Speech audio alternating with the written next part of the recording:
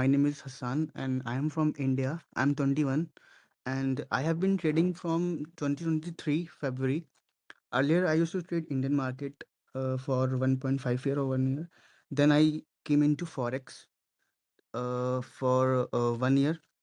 I was not profitable. And then 5 months ago, I came into futures and I was trading market maker models and now I'm practicing high frequency trading. And I have a question like we use 1 minute time frame for draw on liquidity, then 5 and 15-second chart for execution.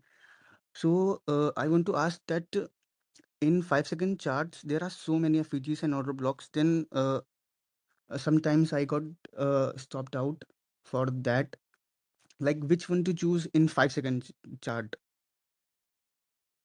That's a great question, Michael. That's a good question from our friend Venom ICT. Good job, buddy.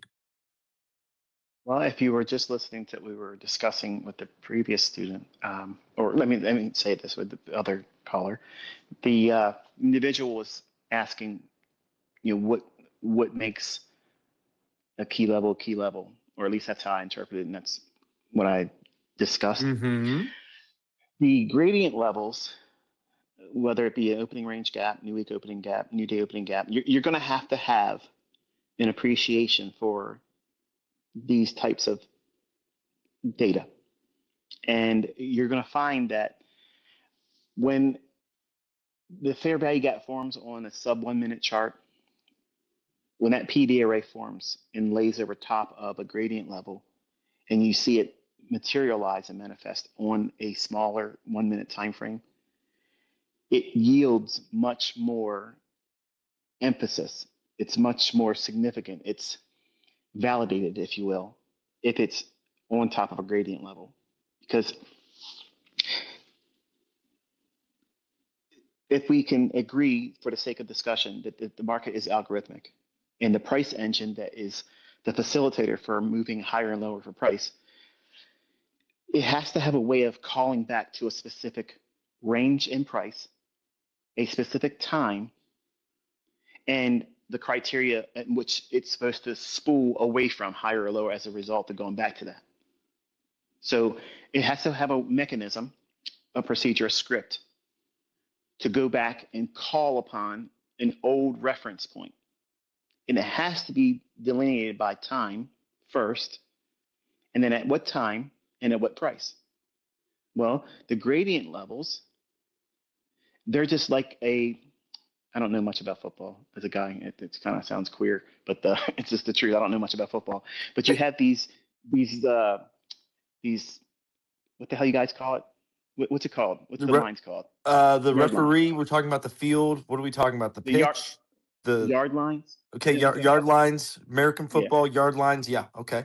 Yeah. Okay. So when you have the play to make, they all line up on the yard line that they're supposed to start from.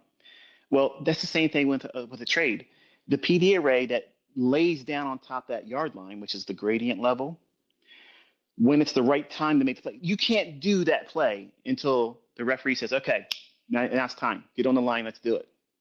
They can be out there pissed off and talking about what they want to do, huddle up, blah, blah, blah, blah, blah. But it's time now to do it. Well, that's what the algorithm's doing. It's going back to a specific yard line.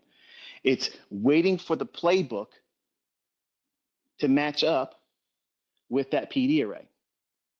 When that PD array lays down over top of that gradient level at a time, macro time or opening range, then that PD array will be useful. Then it will work. Then it's action. Then it's start working towards the end zone.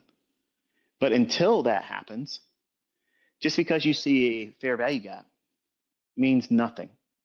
It has to lay over top of a gradient level at the right time. That's what validates the fair value gaps. That's what makes them work. Just because they're there doesn't mean, if you take a blank chart, just pull it up, and you'll see there's lots of fair value gaps that never get utilized. They're just simply they're not considered. They're like the stepchild. I'm over here. I'm so nice. Look at me. Why isn't there an institutional order flow entry on me? Because you're not laying on top of a gradient level. Why aren't you giving me half the gap closure here? Because you're not laying on top of a gradient level. Why didn't you completely close this gap and give a complete perfect immediate rebalance and then run? Because you're not laying there on top of a gradient level. The gradient level then propels it up to the upper echelon of now this is a valid PD array. Same thing with an order block. If the order block doesn't exist and lay down over top of a gradient level, it can't be a key order block. It can't be a key level. It can't be utilized just because it's a down closed candle doesn't make it a bullish order block. Does that make sense? You understand now? Or if you don't, start studying with that mindset because then you'll start seeing the ones that work.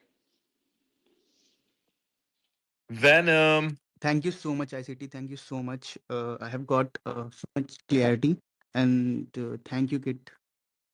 Dude, I know that was like everything you could have wanted. I mean, I know I'm smiling for you because I know you wanted that bad. I'm very, very happy right now. I can't tell you. I'm happy for you, buddy, because I know you are. Like, you're glowing. I can tell. That's Love you, good. I ICT. like it. I like it. I like it. It's great.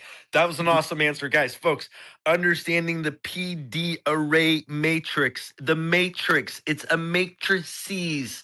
That means there are horizontal and, dare I say, vertical lines in which you are creating these matrices, in which you are, this grid, I believe, is the term he utilized in the context today, and your RTH gap. It's kind of a thing.